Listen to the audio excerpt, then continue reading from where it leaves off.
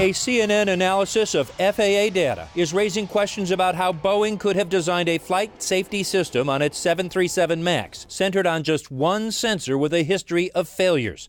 The MCAS system is designed to prevent a plane from stalling. It's triggered by one of two AOA sensors which read the plane's angle in flight. But if that AOA sensor gives an incorrect reading, the MCAS could activate, automatically pitching the nose of the plane down repeatedly as the pilots struggle for control.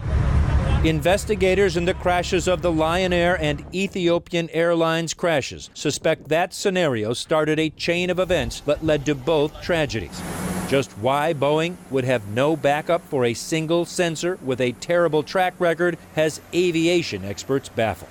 This is a fairly simple external device, can get damaged on a regular basis.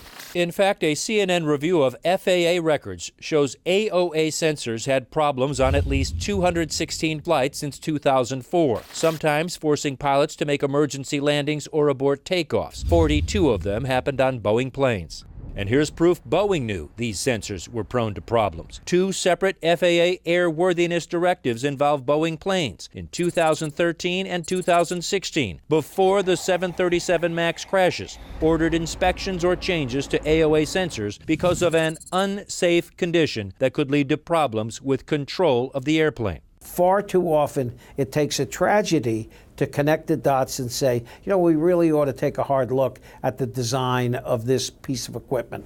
Boeing says its new software fix includes input from two AOA sensors being in agreement before the system would activate, though Boeing CEO Dennis Muilenburg says that is not an admission of an initial design flaw. We haven't seen a technical slip or gap in terms of the fundamental design and certification. But CNN has learned Boeing never flight tested a scenario in which the AOA sensor malfunctioned. A former Boeing test pilot tells CNN, apparently we missed the ramifications of the failure of that AOA probe. Potential failure conditions were instead analyzed in the design and certification, according to another source familiar with the testing, and it was determined trained pilots would have been able to handle the failure. It should have been in the test program right up front to expose that problem. Aviation expert Peter Lemmy, who was subpoenaed by a grand jury in an investigation into the 737 MAX, says he doesn't understand why it took two fatal crashes for Boeing to make changes. This is the part that I find almost incredible, because AOA vanes have been on the airplanes for many, many years. It's a well-known failure. Boeing CEO says the 737 MAX was designed safely, but that the proper procedures were not completely followed by the pilots. When we design a system, understand that these airplanes are flown in the hands of pilots. And in some cases, our system safety analysis includes not only the engineering design, but also the actions that pilots would take.